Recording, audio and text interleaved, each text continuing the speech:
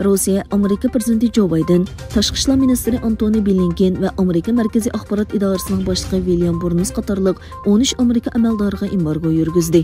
Shuning bilan bir vaqtda Rossiya Kanada bosh ministri Trudeau va bir qism amaldorlarni o'z ichiga olgan 313 Kanada fuqarosining jazo tizimiga kirgizilganligini e'lon qildi. Yana bir tarafdan Amerika Tashqi ishlar ministri Blinken Rossiyaning Ukrainaga qilgan urush sababidan Rossiya davlat mudofaa ministrligining 8 muavin ministrini o'z ichiga olgan 11 yuqori darajalik amaldorni jazo tizimiga kirgizganligini e'lon qildi. Amerika Xitoyni ogohlantirib, Rossiyani qo'llashning ig'ir oqibat keltirib chiqaradiganligini eskartdi. Amerika Tashqi ishlar ministrligining bayonotchisi Ned Price Ukraina urushi sababidan Amerika va G'arbning Rossiyaga qarata jazo yurgizganligiga ishorat qilib, agar Xitoy Rossiyaga harbiy jihatdan yordam qilsa, ig'ir oqibat kelib chiqadi dedi. Xitoy ministri Wang Yi o'z davlatining Ukraina krizisiga qatnashmaganligini va Amerikaning Rossiyaga qaratgan embargosining ta'siriga uchrashni xohlamaydiganligini aytdi. Rossiya energiya şirketi Gazprom bu yil 1 yanvardan 15 martgacha bo'lgan tabiiy gaz eksportining o'tgan yili o'xshash vaqtga solishtirganda 28.5 tuvanligini e'lon qildi. Bu shirkat bayonotida Italiya, Polsha, Kroatiya, Turkiya va Gretsiyaga tabiiy gaz eksportining o'xshash mezgilda oshganligini bildirdi.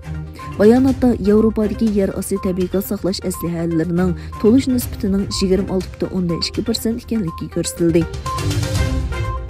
Turkmenistonda 15 yil amal tutgan prezident Qurbonguli Berdimuhamedovning 40 yoshlik o'g'li Sardor Berdimuhamedovning Turkmenistondagi saylovda g'alaba qilganligi e'lon qilindi. Saylovga qatnashgan uning bilan birga bek to'nilib ketmagan 8 nomzod qatnashgan. Markaziy saylov komiteti muavin bosh ministri bo'lgan 40 yoshlik Sardorning 73% bilet bilan saylovda g'alaba qilganligi e'lon qilindi. Amerika mashina magnati Ford Yevropadagi elektronlik mashina ishlab chiqarish miqdorini kengaytirishni qaror qildi. Bu orqa ko'rinishda shirkat Turkiyada batareya zavodi quradi.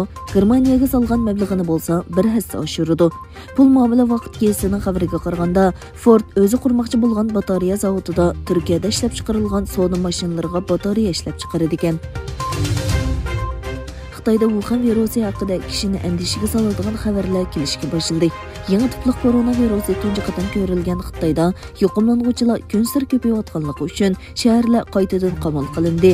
30 millionga yaqin odam yana bir qatam karantin qilindi. Kollektiv sinoq va alohida kiyingan amaldorlar ko'chalarga qaytib keldi. Xitoyning Sharqiy Turkistonda Uyg'urlarni assimilyatsiya qilish uchun yerginishlik usullarini qo'llanganligi to'g'risida faktlar davomli o'tirg'i chiqmoqda. Sharqiy Turkistonni usti ochiq turmaga aylantirgan Xitoy doiralari milliy qurilmani o'zgartirish uchun Uyg'ur ayollarini Xitoylar bilan birga yashashga qistamoqda. Uyg'ur harakatining mas'uli Roshan Abbas bir radio programmasida mundaq dedi. Bu keng ko'lamli bosqinchilik. Hukumat u Xitoylarni Uyg'urlar bilan to'y qilishga rag'batlantirish uchun pul, uy va xizmat bilan ta'minlaydi.